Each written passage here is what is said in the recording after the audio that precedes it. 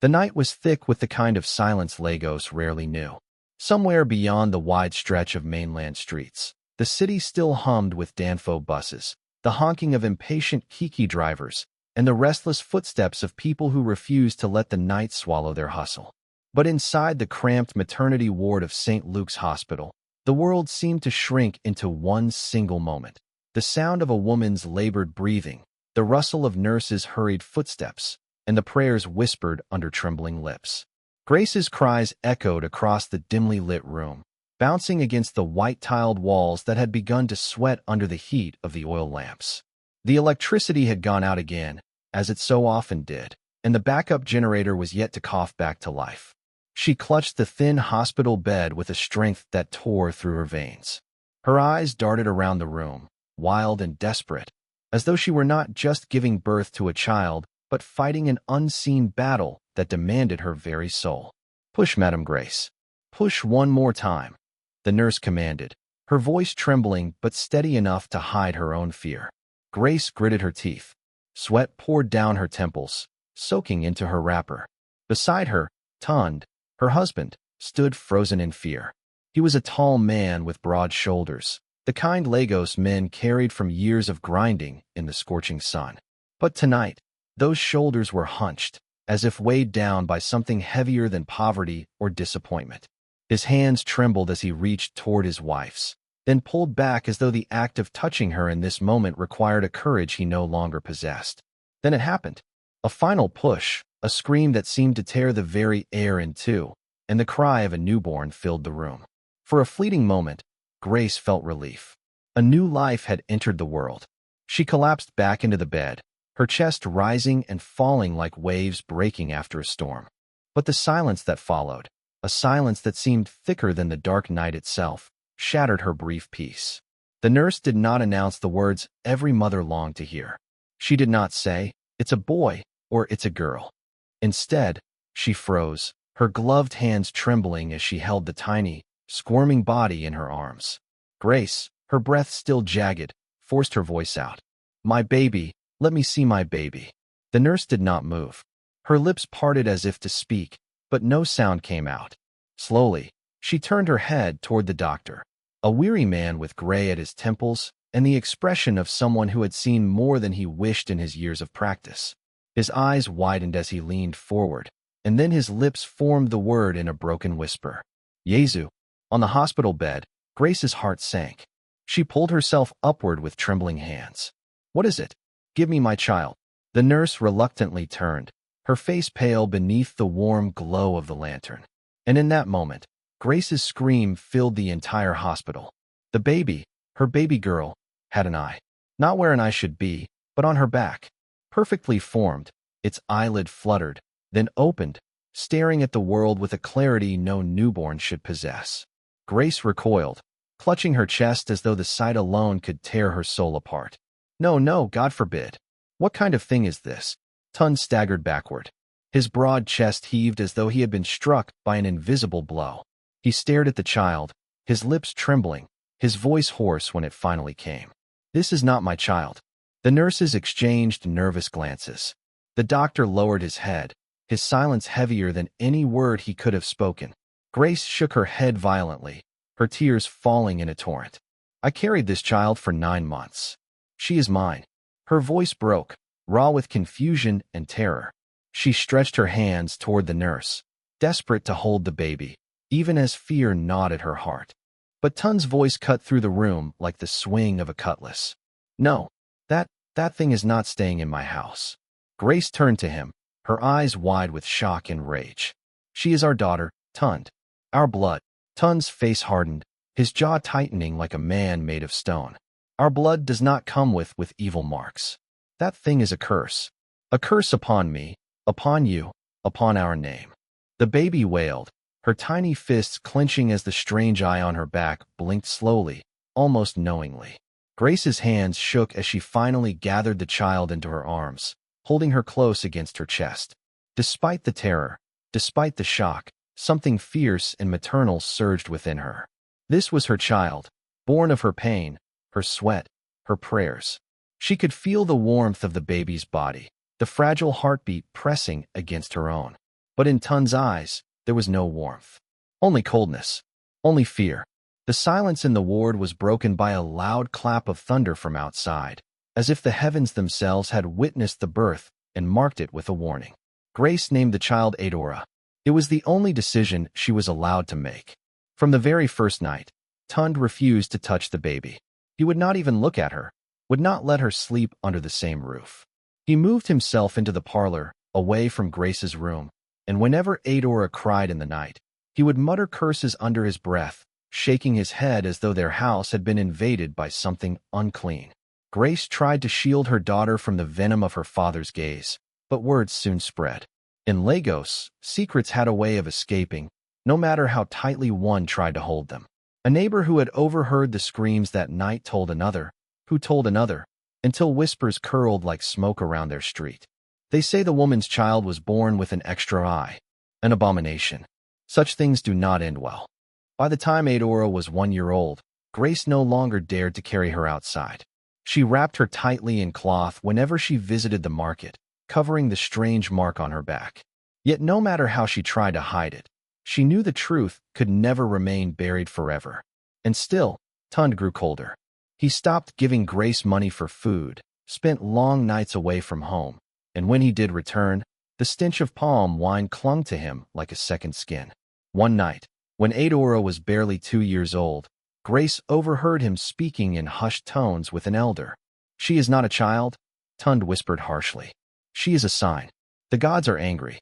If I keep her, my life will never know peace." Grace pressed her palm against her mouth to keep from crying out. She clutched Adaora tightly against her chest, her tears falling silently onto the child's soft hair.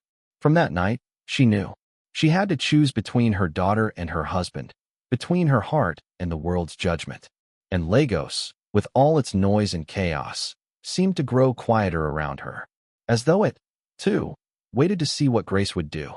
For days after Adaora's birth, Grace lived in a fog of dread. The room they rented in Mushin was small, its single bulb flickering whenever Nipa seized the light.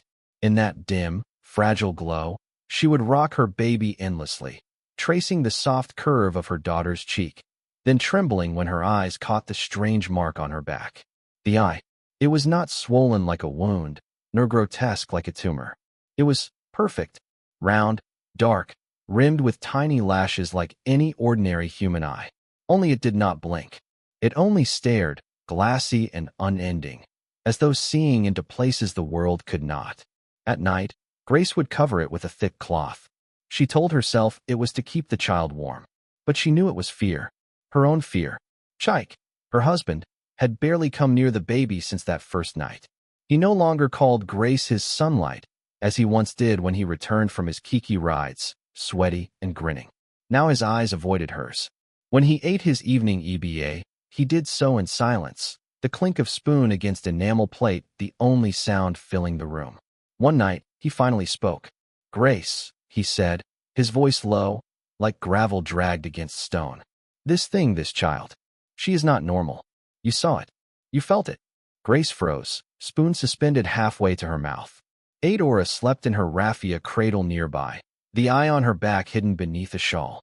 Grace wanted to scream at him, to tell him it was still their child, their flesh. But her lips trembled, and words would not come. Chike continued, his jaw tight. Men at the junction already asked questions. The women, too. They said they heard something. If they find out, he trailed off, shaking his head. His Adam's apple bobbed as he swallowed. Grace set her spoon down. "She is ours, Chike. Our daughter. God gave her to us. We cannot." Chike slammed his fist on the wooden table, making the enamel plates rattle. "God." His laugh was harsh, bitter. "You think it is God that gives a child with an eye on her back? Grace, open your eyes. This is no blessing. It is a curse. A sign." Grace flinched. A sign of what? Chike's eyes darted toward the cradle, then away again. His lips pressed into a thin line. "Evil," he whispered. That night, Grace hardly slept. She kept Adaora close to her chest, rocking her gently. But even in her arms, even beneath the heavy fabric, she felt the eye burning into her skin, like it saw her, judged her, tested her. Weeks passed.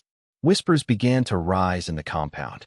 Women fetching water from the shared tap would lower their voices when Grace walked past, carrying her daughter strapped to her back.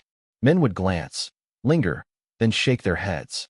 Why does she always cover the child so tight? One woman murmured once, not knowing Grace was close enough to hear. Something is wrong, another replied. Mark my words, something is not right in that house. Grace hurried away that day, tears stinging her eyes. By Adaora's third month, even Chike had changed. He no longer returned home with the eagerness of a man running toward comfort. He lingered outside, sometimes spending nights at his brother's place in Oshodi. When he did come back, his eyes carried the weight of a decision already forming, heavy and dark. It was on a Sunday evening when the confrontation came. The air smelled of frying akra from a nearby stall, mingled with the diesel fumes of a neighbor's generator. Grace sat on the mat, cradling Adaora, singing softly under her breath. The baby cooed, tiny fists grasping at the air. Chike entered, his face drawn, his shirt damp with sweat. He stood for a long moment, staring at Grace, then at Adaora. Finally, he spoke. We cannot keep her. Grace's throat went dry. What do you mean? His jaw clenched. I mean, we must give her away. To the church. To someone. Anywhere. This thing is not a child. It will bring ruin on us. Grace's hands tightened protectively around Adaora. She is mine, she said fiercely. Mine. I carried her for 9 months. I nearly died bringing her into this world. You will not take her from me.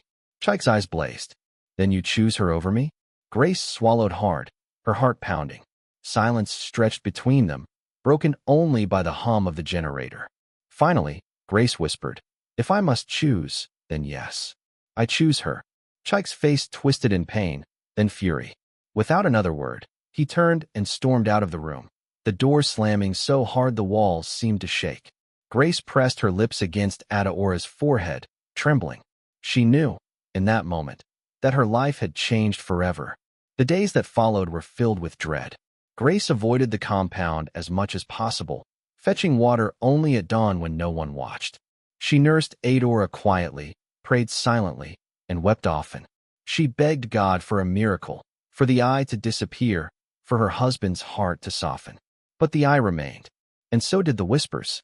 Then came the night of the scream. Grace had just laid Adaora in her cradle when she heard it. A shriek from the courtyard, sharp and terrified. She rushed to the window, pulling the curtain aside.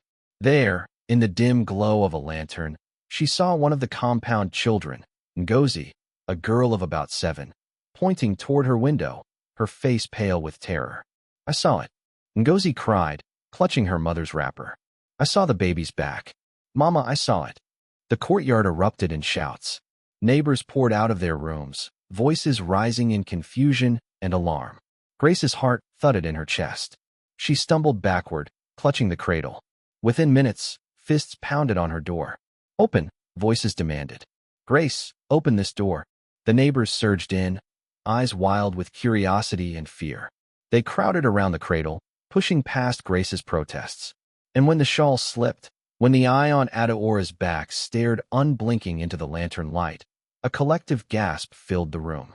Some screamed. Others crossed themselves. One man spat on the floor. Abomination, someone whispered. Evil child. Grace cried out, shielding her daughter with her body. No, she is mine. She is not evil. But their voices rose, harsh and accusing. This is witchcraft. This is a curse upon us all. Grace clutched Adaora to her chest, her tears blinding her. Please, she begged. She is just a child. Please. But already, she saw it in their eyes. The judgment, the condemnation, the fear that would never leave. And as she stood there, trembling, she realized what Lagos had been waiting for all along. Her choice was no longer between her husband and her daughter.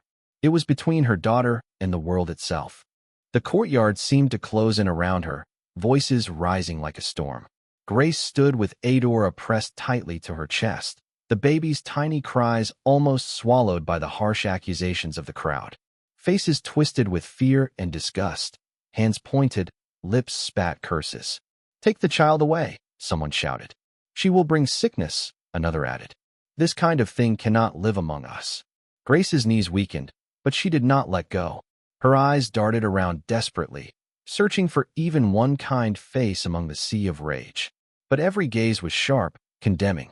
Even women who once shared pepper or borrowed matches now looked at her, as if she were a stranger, an enemy. Then, through the throng, she saw Mama Ifeoma, the oldest woman in the compound, her back bent but her eyes still fierce. She stepped forward slowly, her wrapper dragging against the dusty floor. The crowd fell silent as she raised a wrinkled hand. "Let me see the child," she said. Grace hesitated, clutching Adaora tighter.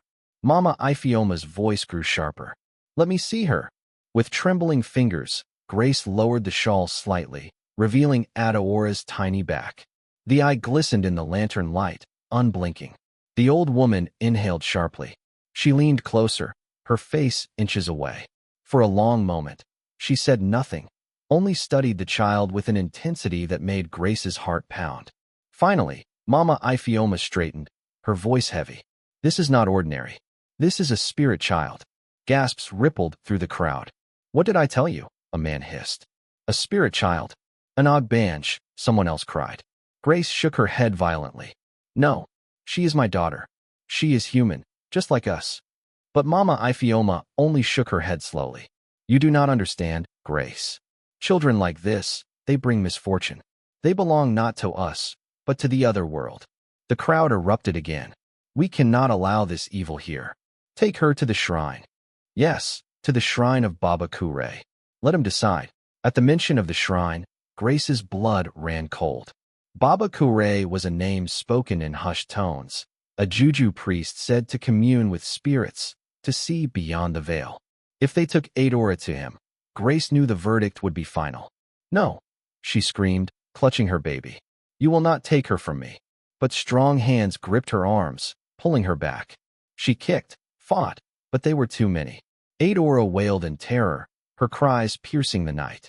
"Please," Grace begged, tears streaming down her face. "She is innocent. She is just a child." But mercy had fled the courtyard. Fear had swallowed it whole. The neighbors dragged her toward the compound gate, their torches casting long shadows against the cracked walls. Children peered from doorways, wide-eyed, as the procession moved through the darkened streets. Some whispered prayers under their breath. Others clutched charms against their chests. Grace stumbled, her legs weak, but still she clung to Adaora. Her baby's tiny body trembled in her arms, and Grace whispered promises between sobs. "I will not let them hurt you. I swear, my child, I will not." They reached the shrine at the edge of Mushin, a small mud structure surrounded by ancient trees. Red cloths fluttered in the night breeze, tied to the branches. Cowrie shells glistened on the ground. The smell of blood and palm oil hung thick in the air. And there, seated on a low stool before the shrine, was Baba Kure. He was an old man, his skin dark and leathery, his eyes sharp despite his years. A string of beads hung around his neck, and his white wrapper was stained with palm wine. In his hand, he held a carved staff, etched with symbols no one could read. The crowd pushed Grace forward, their voices overlapping. "Baba Kure, see for yourself. A cursed child. A spirit child." Baba Kure raised his hand, and silence fell instantly. His gaze swept over the crowd before settling on Grace. Slowly, his lips curved into a faint, knowing smile. "Bring the child," he said. Grace's heart pounded. She shook her head, stepping back. "No, no, please." Two men seized her arms, dragging her closer. Adaora wailed, her tiny fists clenching and unclenching. Baba Kure leaned forward, his eyes narrowing as they fell on the eye on Adaora's back. For a long time, he said nothing. The silence was suffocating. Even the crickets seemed to pause their song. Finally, he spoke. His voice was deep, resonant, carrying a weight that made Grace shiver. "This child," he said slowly, "sees beyond what mortals can see. She carries the mark of the spirits. The world of the living and the world of the dead both look through her." The crowd gasped. Some dropped to their knees. "Then she is dangerous," someone cried. "Yes," another agreed. "She will bring death to us all." But Baba Kure only shook his head. His gaze remained fixed on Adaora, unblinking. Dangerous? Perhaps, but also powerful. Such a child does not come without reason. She is chosen. The word hung heavy in the night air.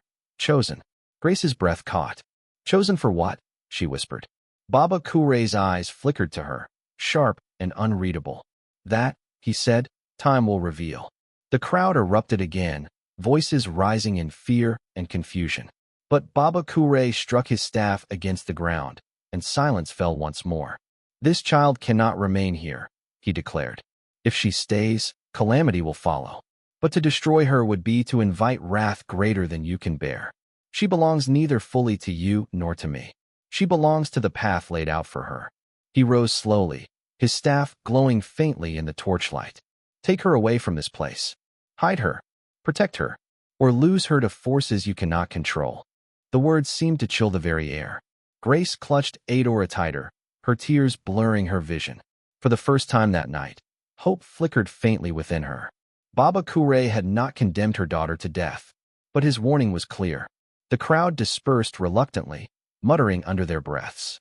Some still looked at Grace with suspicion, others with fear. But none dared defy Baba Kure's decree. As the night wore on, Grace carried Adaora back through the quiet streets of Lagos. The city's noise had faded, leaving only the distant hum of traffic and the occasional bark of a stray dog. The weight of the priest's words pressed heavily on her heart. Chosen. The word would not leave her. When she reached the small room, she collapsed onto the mat, clutching Adaora tightly. The baby's breathing slowed, her cries fading into soft whimpers. Grace stroked her hair, whispering over and over, I will protect you. Whatever it takes, I will protect you. And as dawn broke over Lagos, painting the sky in shades of orange and pink, Grace knew her life had taken a path she could never return from.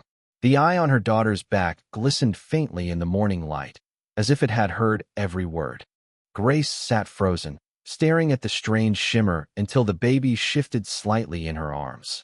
Adaora's tiny fingers curled and uncurled as though grasping something unseen. For the briefest second, Grace thought she heard a whisper, not from the baby's mouth, but from the eye itself. A hushed murmur, soft as wind through palm leaves. Her breath caught. She leaned closer, but the sound was gone. No, she whispered to herself, shaking her head. No, I am imagining things. She rose and set about preparing for the day. Life in Lagos allowed no pause for grief, not even for mothers carrying mysteries on their backs. The neighbors would soon wake, and she had to fetch water before the queues at the pump stretched into the street. She wrapped Adaora securely against her chest with a faded wrapper, making sure the eye was hidden, and stepped into the morning. The streets of Mushin buzzed with early life. Hawkers shouted, Ajij bread. Hot Ajij bread. A boy dragged a wheelbarrow full of oranges. Women balanced basins of tomatoes on their heads, their wrappers tied tight against their waists. Motorcycles whined past, their riders cursing the Danfo drivers who stopped anywhere they pleased. Lagos was awake, restless, alive.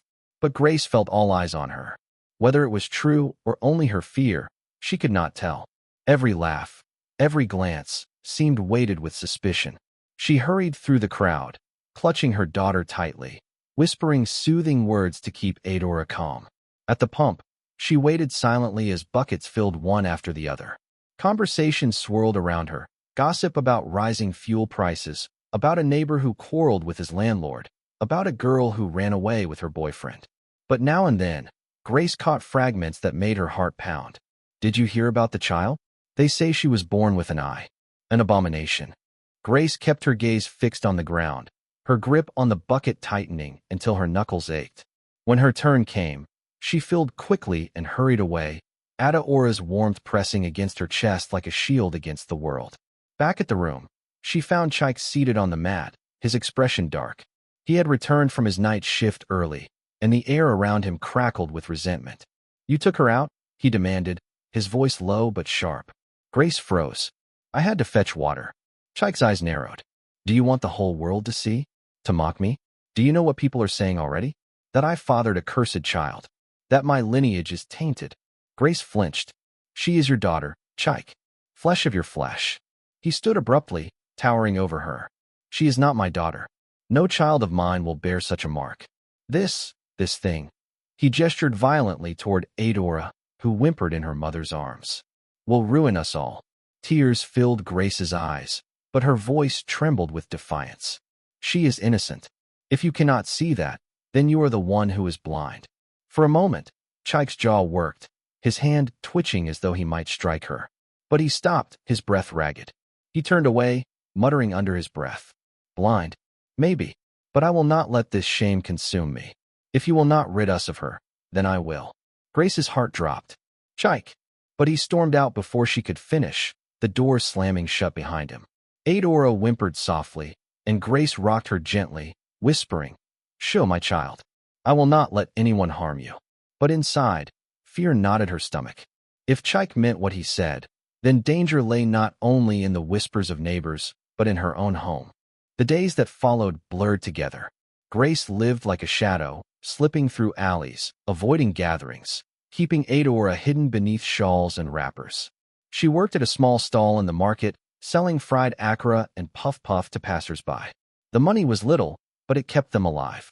The market was a world of its own, a cacophony of voices, bargaining, laughter, and quarrels. But even there, whispers followed her. Women glanced at her baby, their eyes darting away quickly.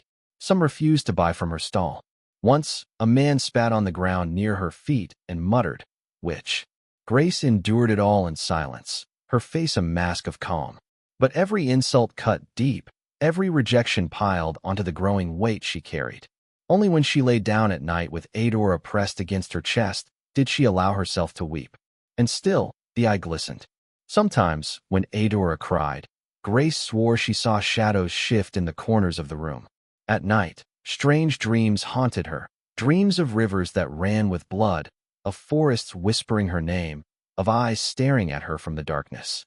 She would wake in a cold sweat, clutching her daughter tightly. Then came the Sunday morning that changed everything. Grace, desperate for comfort, wrapped Adaora and carried her to church. She hoped that within those walls, she might find acceptance, prayer, maybe even deliverance. The church was a simple building with wooden benches and a corrugated iron roof. The congregation sang loudly, their voices rising with the drums and clapping. Pastor Emmanuel stood at the pulpit, his voice booming with conviction. "Brethren, we wrestle not against flesh and blood, but against principalities, against powers, against the rulers of the darkness of this world." "Amen," the congregation roared. Grace sat quietly at the back, rocking Adaora gently, whispering prayers under her breath. But as the service went on, Adaora stirred restlessly. She shifted, and the wrapper slipped slightly, revealing a sliver of her back. The woman beside Grace gasped loudly, her hymn book clattering to the floor. Her eyes widened, her finger trembling as she pointed. "Pastor, look, look!" Heads turned. Murmurs spread like wildfire. Pastor Emmanuel's voice faltered. He descended from the pulpit, his steps slow but deliberate. The congregation parted, eyes fixed on Grace and the child in her arms. "What is this?" the pastor asked, his voice heavy. Grace scrambled to cover Adaora, but it was too late. The eye had been seen. Gasps filled the air. Some people clutched their Bibles to their chests. Others muttered prayers under their breath. "A demon child," someone whispered. Pastor Emmanuel raised his hand, silencing the crowd. His gaze was stern as he looked at Grace. "Bring the child here." Grace's heart thundered. "Please, Pastor, she is only a baby." "Bring her," he repeated. Reluctantly, Grace rose, her legs trembling as she carried Adaora forward. She placed her gently on the altar, the congregation holding their breath. Pastor Emmanuel bent down, peering at the eye. He touched it lightly with his finger, and immediately, the oil lamp beside the altar flickered violently, its flame leaping high. The crowd gasped. The pastor stepped back, his face pale. "This is not ordinary. This is not flesh and blood. This is the sign." A murmur swept through the church. "Then cast it out," a man shouted. "Yes, deliver her," another woman cried. But Pastor Emmanuel shook his head, his eyes troubled. This is beyond me. The child carries something greater than I can comprehend. To meddle carelessly would be to invite disaster." The congregation erupted into confusion, some shouting for prayer, others insisting the child be cast out. Grace clutched Adaora tightly, her own voice drowned in the chaos. And then, in the midst of the uproar, Adaora began to laugh. It was a soft, musical sound, so pure and innocent it stilled the entire church. All eyes turned to the baby, whose tiny face glowed with joy. But as she laughed, the eye on her back blinked. Once, twice. and the church doors slammed shut on their own, the wooden beams rattling as though struck by an unseen force. Screams filled the air. People stumbled over benches, desperate to flee. Pastor Emmanuel shouted prayers, his voice trembling. Grace stood frozen, Adaora's laughter ringing in her ears, her child's small body warm and unshaken in her arms. And in that moment, Grace understood. Baba Kure had been right. Adaora was chosen for something far greater, far darker than Grace could yet imagine. The church was chaos. Wooden benches screeched against the cement floor as people scrambled over one another, their cries filling the small hall. Some clutched their Bibles as though the leather covers could shield them from the unseen power that had slammed the doors shut. Others fell to their knees, shouting prayers in a frenzy. Grace stood in the middle of it all, frozen, Adaora pressed firmly against her chest. The baby's laughter still rang in her ears, sweet, innocent, terrifying. Pastor Emmanuel's voice cut through the noise. Silence. Everyone, silence. The congregation quieted, though fear still hung thick in the air. All eyes turned to the pastor, who stood gripping the pulpit so tightly his knuckles shone white. Sweat trickled down his brow. This child, his voice trembled before he steadied it. This child is not ordinary. We must be careful how we respond. A woman in the front row shouted, "Pastor, she is a demon. Cast her out." "No."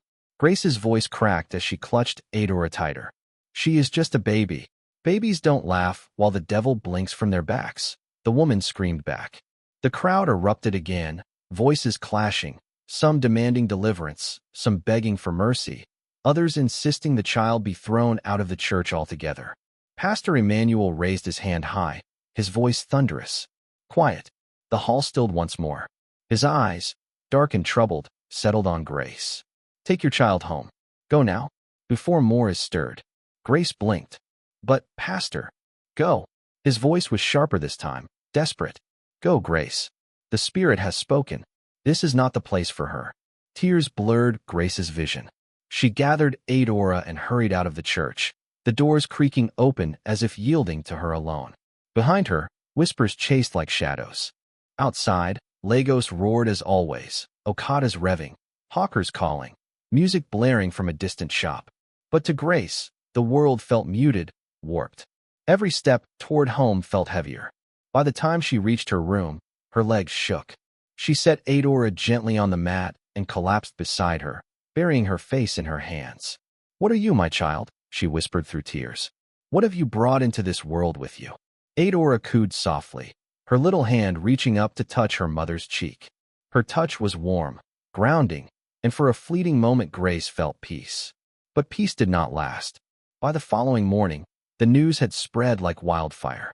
In Lagos, secrets traveled fast, carried in the mouths of neighbors, stretched by gossip, embroidered by fear. They say the baby laughed, and the doors closed on their own.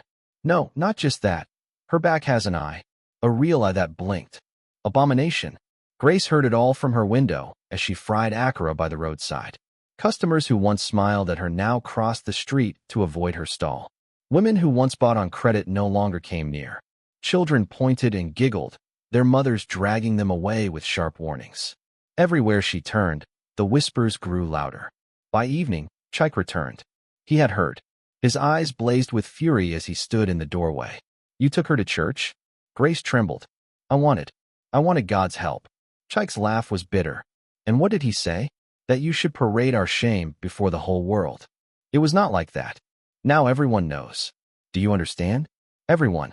Do you think I can still work among men who call me father of a demon? Do you think I can walk the street without shame clinging to my name?" His hand struck the wall, the sound sharp. Adaora stirred on the mat, letting out a small cry. Chike pointed at her, his voice trembling with rage. "If you love that child, then go. Leave this house. For if she stays, I swear, one day she will bring ruin on us all." Grace's heart shattered. "Chike, please." But his eyes were hard, unyielding. That night, Grace packed a small bag.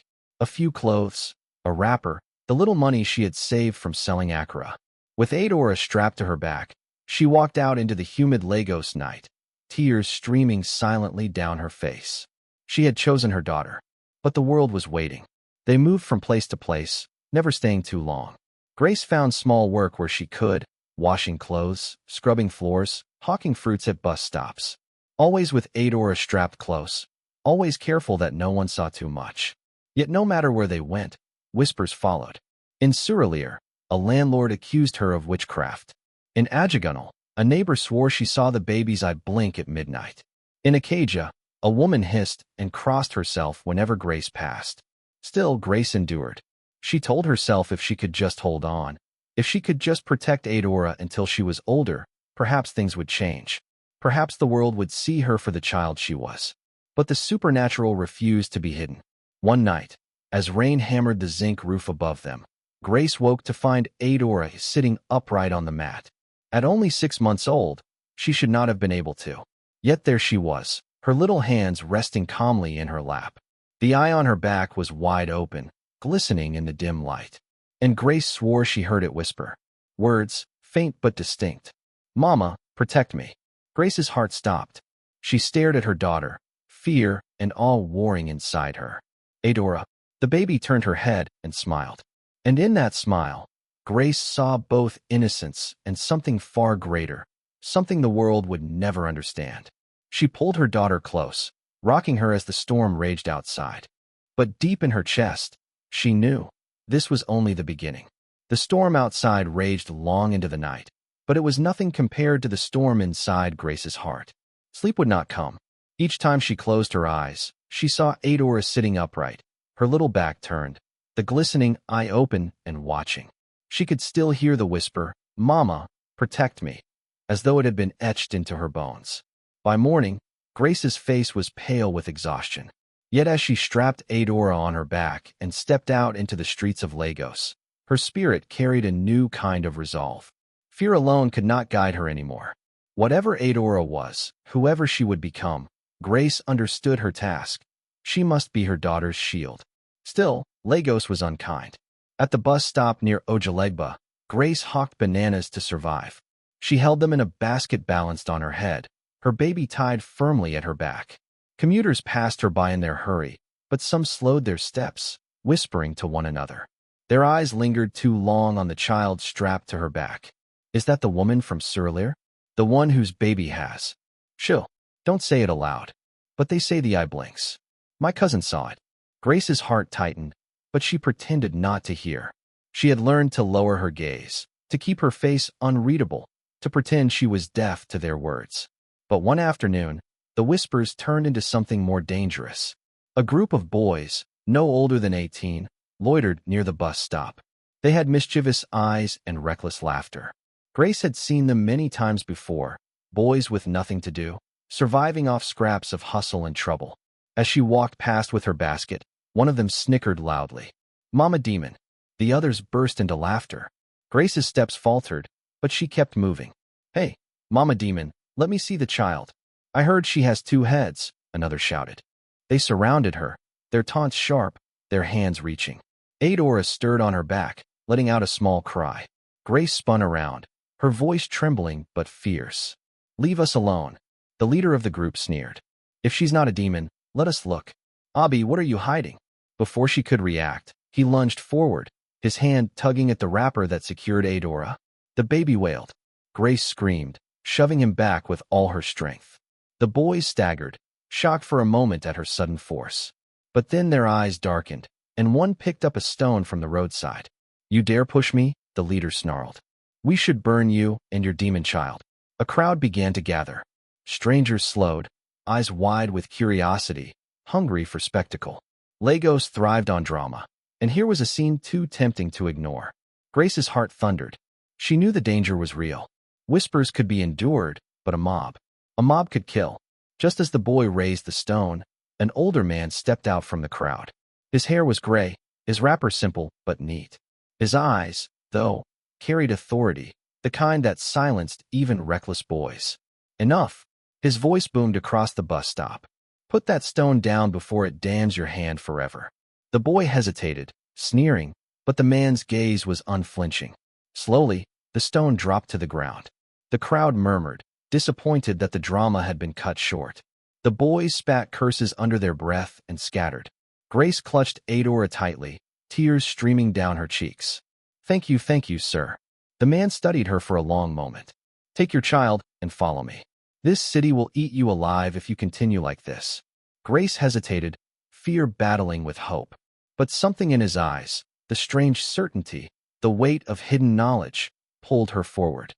The man led her through winding streets until they reached a modest compound. Its walls were cracked, the gate rusted, but inside it felt strangely calm. Birds chirped in the mango tree overhead. "My name is Baba Afani," he said, settling into a wooden chair. "People call me many things: herbalist, seer, madman. I don't care. What I care about is truth. And I know when the world fears what it does not understand." Grace shifted uneasily, Adaora quiet on her lap. Do you know what she is?" Baba Afani's gaze softened as he looked at the baby. "Not what? Who? Your daughter is chosen. That eye on her back is not a curse, it is a gateway. Through it, she sees what others cannot. She will carry visions, speak with voices beyond this world. But such a gift will always bring fear." Grace's breath caught. Then what do I do? How do I protect her?" The old man sighed. "Protection is not easy. You must keep her close, teach her love, teach her strength. But know this: one day, the spirits themselves will come for her. When that day comes, your choice will matter more than anything else." Grace shivered, clutching Adaora tighter. The seer leaned forward, lowering his voice. "And there is more. Someone already watches. A shadow tied to her destiny. Be careful who you trust." His words sank like stones in Grace's chest.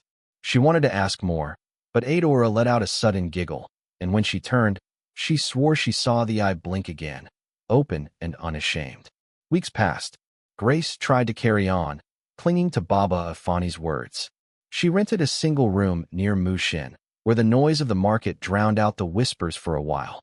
She sold groundnuts and oranges, worked long hours, smiled when she had to. But whispers always found her. One evening, as she walked back from the market, she overheard two women talking just behind her. "They say the baby spoke. Not with her mouth, with the eye." "Yes, my cousin's neighbor swore it. Said the eye told her to run from danger, and the next day, the house collapsed." "Abomination," the second woman spat. "If God does not punish, we must." Grace quickened her pace, her heart pounding. She pulled Adaora closer, whispering, "Don't listen. Don't listen to them, my child." But Adaora's little hand patted her cheek gently, as though reassuring her. That night, Grace dreamt of fire. She dreamt of Adaora standing in the middle of a burning Lego street, her back turned, the eye open and glowing like a full moon. Voices rose from it. Not just one, but many, overlapping, calling her name. She woke trembling, the sound still in her ears. The next morning, she went back to Baba Afani. "Please," she begged, kneeling before him. "Tell me what to do. The world grows louder. They want to harm her. I cannot fight them all." The old man's eyes were heavy with sorrow. "Sometimes, child, the only way to silence fear is with proof. The eye must show them it is not evil." Grace frowned. "Show them? How?" "By saving what they love most." His words puzzled her, but before she could ask more, a loud knock rattled the compound's gate. Shouts followed. "Come out, witch. Bring the child." Grace's blood froze. She clutched Adaora to her chest as the voices outside grew angrier, louder, dozens of them. The mob had come, and Grace knew, with every beat of her heart, that this was the moment Baba Afani had spoken of. The air itself seemed to tighten, as though the very streets of Lagos were holding their breath. The mob pressed closer, their shadows stretching long under the streetlights. Angry shouts cracked the night, layered over the wails of women and the hiss of men muttering curses under their breath. Grace held Adaora so close she could feel the frantic thudding of her daughter's heart, the tiny ribs rising and falling too fast against her chest. But even in that crushing grip, the child's strange calmness unsettled her. Adaora was not trembling. She was not crying. Instead, her eyes, the normal ones, glowed faintly with the reflection of the burning torches. And the other eye, the one on her back, blinked slowly, as if opening to the night for the first time. A collective gasp rippled through the crowd. "Did you see it?" someone screamed. "The devil's eye," another shouted. "Kill them before it curses us all." The mob surged, and Grace staggered back until her shoulder pressed against the rusted zinc of a locked kiosk. She wanted to scream. She wanted to tell them that Adaora was just a child, her child, not a curse, not a demon. But the words died in her throat. What good were words against fear that had grown teeth? Then it happened. The torches flickered all at once, as though an invisible wind had passed through. The ground beneath their feet rumbled faintly.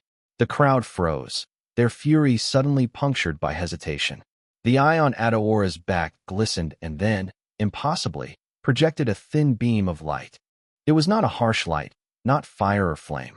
It was a soft, silvery glow, almost like moonlight, but sharper, cutting through the dark. The beam stretched outward, sweeping across the faces of the crowd. Wherever it touched, people recoiled, covering their eyes as though the light revealed something unbearable within them. A drunken man dropped his cutlass and fell to his knees. A woman with her wrapper tied tightly across her chest let out a sharp cry, clutching her head. Grace tightened her hold, her voice breaking into the night. "Stop, please. She's just a child." But Adaora was no longer listening. Her small body went rigid, her head tilting slightly, as if she was hearing something far away. Then she spoke, though the words did not sound like her own. They were heavier, older, a voice layered with echoes. "The time has come. The hidden shall be revealed." Gasps broke through the mob. Grace's knees nearly buckled. "Adaora, stop, please." But the child's glowing eye kept sweeping, illuminating faces. And with each face, secrets seemed to spill into the open. A man shouted suddenly, pointing at another. You killed your brother for his land." The accused man stumbled backward, terror on his face.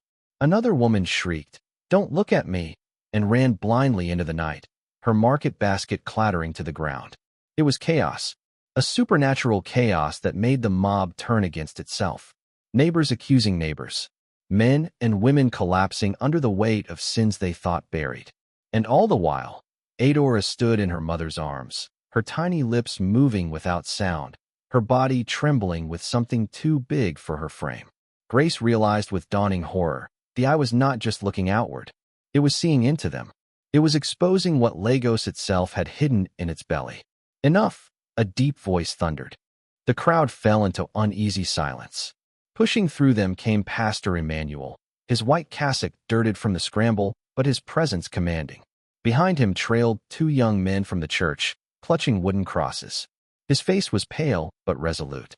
"Woman," he said, fixing Grace with a hard stare. "This child must be surrendered. She carries a spirit that is not of God." "No," Grace shouted, clutching Adaora tighter. "She is mine. She is my daughter. She is not yours alone anymore," the pastor countered, his voice booming across the restless mob. "Do you not see? This is a battle for the soul of the city. If we allow this child to walk free, what will she unleash?" The crowd roared in approval, emboldened by his words. But Grace's spirit flared. She felt the heat of her own fear ignite into defiance. "You are blind, Pastor. You preach of God but cannot see when he is doing something new." The mob gasped at her audacity. Some muttered curses, others looked uncertain. Pastor Emmanuel lifted his cross high. "Bind the child," he ordered, "before darkness consumes us all." The crowd surged again. Men moved forward, ropes in hand. Grace's heart thundered. She spun, desperate for escape, and saw only narrow alleys, piles of refuse, rusted zinc fences. No safe passage. And then Adaora spoke again, her voice splitting the night like thunder. "Touch me, and the city will bleed." The men froze mid-step, their ropes falling slack. The torches sputtered violently, sparks flying as if struck by unseen hands. Somewhere far off, a dog began howling, joined by another, and then another, until the whole street seemed to echo with canine cries. Grace felt the weight of unseen eyes pressing down on them all. The city itself was awake now. Pastor Emmanuel faltered, his hand trembling on the cross. This is a trick of the devil." But the words rang hollow. Grace looked into her daughter's face. For the first time, fear flickered there. Not fear of the mob, but fear of herself, of whatever was speaking through her. The child whimpered softly, her glow dimming. Grace knelt, cradling Adaora, whispering fiercely, "Stay with me. You are not a curse. You are mine. My blood. My Adaora." The light from the eye wavered, flickered, and went out. Darkness rushed in.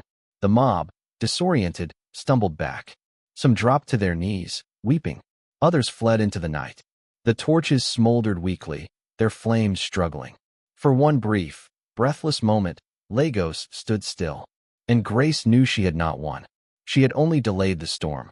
Because deep in her chest, under the quiet hush that followed, she felt it, the promise of more. The promise that Adaora's gift, or curse, had only just begun to awaken. The promise that Adaora's gift, or curse, had only just begun to awaken. Grace carried her daughter through the fractured silence of the street, past the scattered torches and broken voices of the mob.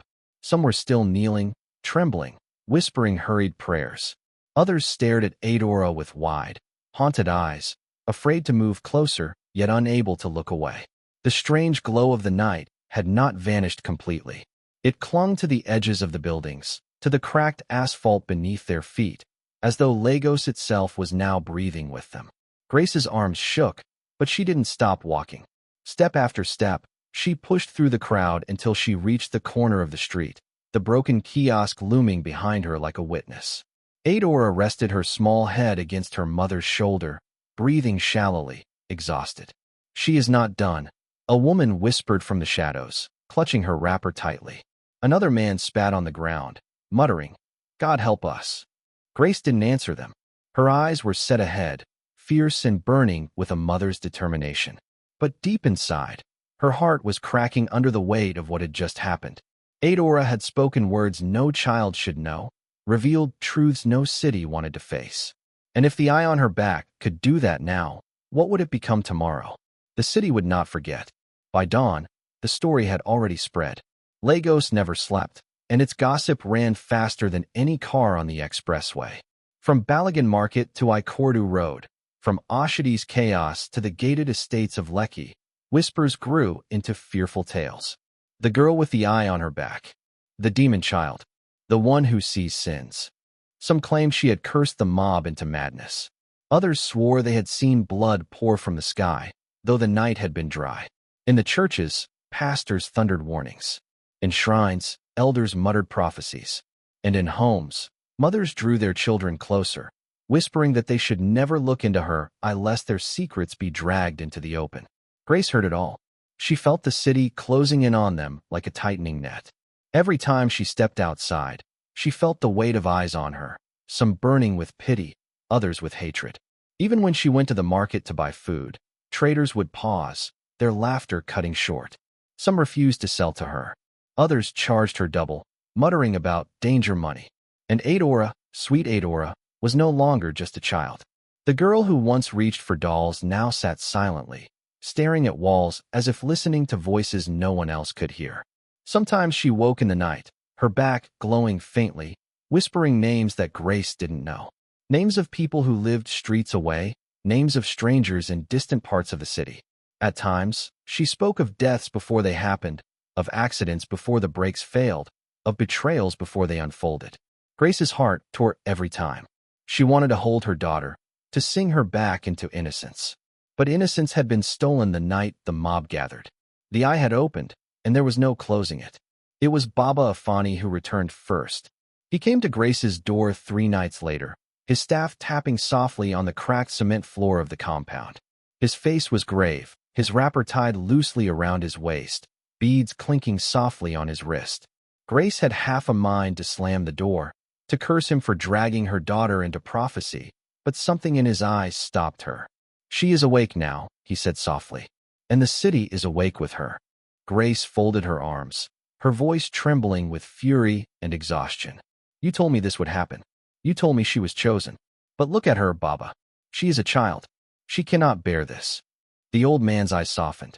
"No child is born with a gift they cannot carry. But it is not she alone who must bear it. You are her mother, her shield, the one who must walk beside her." Grace shook her head violently, tears springing to her eyes. "You do not understand. They want to kill her. They want to rip her from my arms and burn her alive. How can I protect her from an entire city?" Baba Afani's voice was steady, but low, like thunder rolling far away. "By not running from it. The eye sees what is hidden. Lagos has many sins buried in its belly, sins no one wishes to face. They will hunt her because she unmasks them. But one day, when the right moment comes, they will need her. The city itself will cry out for her truth. Grace wanted to scream at him, to call him mad. But when she turned, she saw Adaora standing in the doorway, her night dress glowing faintly from the light at her back. The child's small face looked older in that moment, her lips trembling as though she had heard everything. "Mama," Adaora whispered. "I saw it. Lagos is crying." Grace's blood went cold. The city broke 2 weeks later. It began with a fire in Balagan Market, one so fierce it ate through stalls faster than men could shout for water. By evening, news channels were flooded with images of traders wailing over their burnt wares. The next day, a bus toppled off Third Mainland Bridge, killing dozens. And before the grief could settle, a flood tore through Ajagunal, sweeping homes into the lagoon. Whispers grew darker. People said Lagos was cursed, that the gods were angry, that the city was choking on sins too long hidden. And in hushed corners, they muttered about the girl. She saw it coming. She is the one making it happen. She must be stopped. The mob returned. This time they were not neighbors, but strangers, faces Grace did not know, men and women carrying sticks, machetes, and crosses. They came shouting through the compound, demanding the girl be handed over. Grace clutched Adaora and pressed her against her chest, whispering fiercely, "Don't look at them. Don't let the eye open. Stay with me." But Adaora trembled. "Mama, it wants to look. It wants to see." Grace kissed her forehead, rocking her. "No, not now. Please, just be my child tonight." The door shuddered under the weight of fists pounding against it. Shouts rose. "Bring out the witch. Burn her. Save the city." Grace's heart thundered. She knew the door would not hold. She knew she could not fight them all. And then she felt it. The warmth against her chest, the faint glow from Adaora's back. The eye was opening, whether she wanted it to or not. "Please, God," Grace whispered. "If this is her destiny, let it not destroy her." The door burst open. The mob poured in, and the light spilled out. What happened that night would never be forgotten. Some swore they saw angels standing over Adaora, wings stretched wide. Others claimed demons screamed as they fled from her gaze. Some said the city itself shook, buildings groaning as if sighing under the weight of truth. But all agreed on one thing. Everyone in that room saw themselves. Every lie, every betrayal, every secret sin. Some dropped their weapons and ran weeping into the night. Others collapsed, unable to bear the sight of their own reflection. And Grace, clutching her child, wept too, not from fear, but from awe. Adaora spoke, her small voice trembling with the force of the unseen. "Lagos will not be destroyed, but it will not heal until it sees itself." And then the light faded. When dawn came, the mob was gone. The house was quiet, and Lagos, though bruised, though restless, still stood. But Grace knew the battle was not over. Her daughter had saved them that night, had turned their hatred into terror of themselves. Yet Grace understood the truth. The city would never stop fearing Adaora, and Adaora would never stop seeing. One evening, as the sun sank red over the lagoon, Grace sat with her daughter by the window. Adaora leaned against her, her tiny fingers tracing the scarred wood of the sill. "Mama," she said softly, "one day I will have to leave. The eye doesn't belong to just us. It belongs to the world." Grace's heart ached, but she did not argue. She kissed her daughter's hair and whispered, "When that day comes, I will walk you to the road myself. But until then, you are mine." Adaora smiled faintly, her glow soft under the fading sun. And for one fleeting moment, Lagos seemed to exhale, a city caught between curse and redemption, watching quietly through the eye of a little girl. If you made it this far into the story, you have truly felt the suspense, the pain, and the mystery of Adaora's gift. This tale reminds us that even in the heart of Lagos, where secrets and shadows hide in every corner, destiny cannot be silenced. What would you do if you were Grace? Protect your child at all costs, or surrender her to the world's judgment? Share your thoughts below. Your voice matters in this community of African storytelling. Don't forget to like this video, subscribe to Spiritual African Stories, and turn on the notification bell so you never miss another gripping folktale. Every week, we bring you tales of mystery, power, and redemption drawn from African culture and folklore, told in a cinematic way for audiences across the world. Your engagement helps these stories reach more people and keeps African tales alive for generations to come. Finally, if this story moved you, Watch our other viral stories linked in the description and pinned comment, each one filled with suspense, culture, and supernatural twists. And before you go, answer this question in the comments. Do you believe Adaora's gift was a blessing to Lagos, or a curse the city will never forget? Your answer could spark a powerful discussion in our community.